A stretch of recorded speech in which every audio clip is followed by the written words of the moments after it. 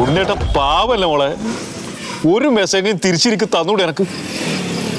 എത്ര സമയം ഇതിന് ഞാൻ ഫോളോ ചെയ്യുന്നു.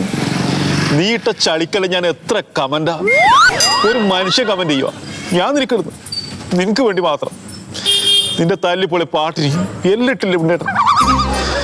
ഒരു മെസ്സേജ് ചേട്ടാ, തിരക്കാണല്ലോ ഇന്ന്. ആ നടക്കട്ടെ. എന്തുകൊണ്ട് ഒരു വിഷമം പോലെ? എന്താടാ? ഞാൻ ഒരു കാര്യം ചോദിച്ചോട്ടെ. എന്ത്?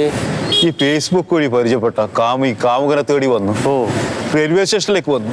എപ്പോഴും പത്രത്തിൽ ടി വിയിൽ ഇതല്ലടാ വാർത്ത. എന്താ ആരെങ്കിലും വന്നാ നിനക്ക്? ഈ പെണ്ണുങ്ങൾ എവിടെ ഇല്ലത്? എന്താ അങ്ങനെ ചോദിക്കണ? എടാ എന്റെ സ്വന്തം അക്കൗണ്ട് കിടക്കാം ഒരു 15 FB കിട്ടും. ഇനി ഒരു പെണ്ണ്, ഒറ്റ പെണ്ണ്, ഒരു മെസ്സേജ് ഉണ്ണേട്ടാ ഒന്ന് പോലില്ലടാ. എടാ അതിപ്പോ വെറുതെ അങ്ങാട് നീ എന്തേലും പറഞ്ഞാ പെണ്ണുങ്ങൾ ഇങ്ങാട് മെസ്സേജ് ഇടൂല. അവരെ മനസ്സ് മനസ്സിലാക്കി നമ്മൾ പ്രതികരിച്ച് തുടങ്ങുമ്പോഴാണ് നമ്മളോട് ഇഷ്ടം തോന്നണ. എടാ ഞാനേ മെസ്സഞ്ചറിൽ പോവും, എന്നിട്ട് ഒരു ഹായ് കൊടുക്കും. അപ്പൊ ഞരമ്പ് രോഗിന്ന്.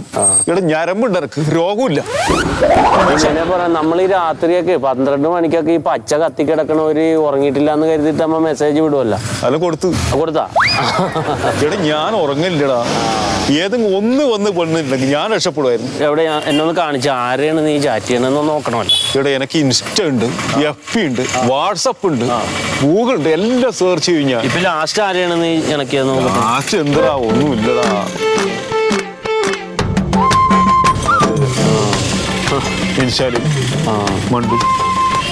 മണ്ടു സത്യശീലിന്റെ വൈഫല്ലേ?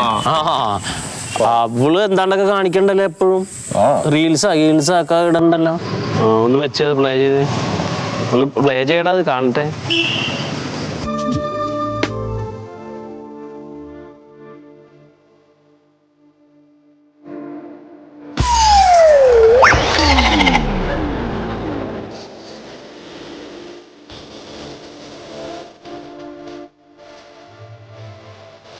അടിപൊളിയായിട്ടുണ്ടല്ലോ. നീ ഇപ്പൊ ലൈക്ക് മാത്രമല്ലേ കൊടുത്തുള്ളൂ? പിന്നെന്തുകൊണ്ട്? അപ്പൊ ഒരു മൈൻഡ് ചെയ്യില്ല. അത് കാണുന്നവരൊക്കെ കൊടുക്കുന്ന സാധനം. നീ ഒരു പണിയായി സൂപ്പർ ആയിട്ടുണ്ടെന്ന് പറഞ്ഞൊരു മെസ്സേജ് ഇട്. കൊടുക്കുന്നുണ്ടാ? എഴുത് നീ സൂപ്പർ എഴുത്. ആ ചെല്ലട്ടെ അങ്ങോട്ട്.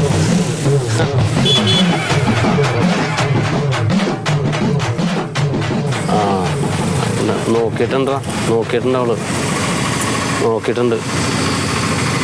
കാര്യമില്ലടാ. വന്നല്ല നോക്കടാ. ലവ് ചിഹ്നം വന്നേക്കണ്ട. ഞാൻ പറഞ്ഞില്ലേ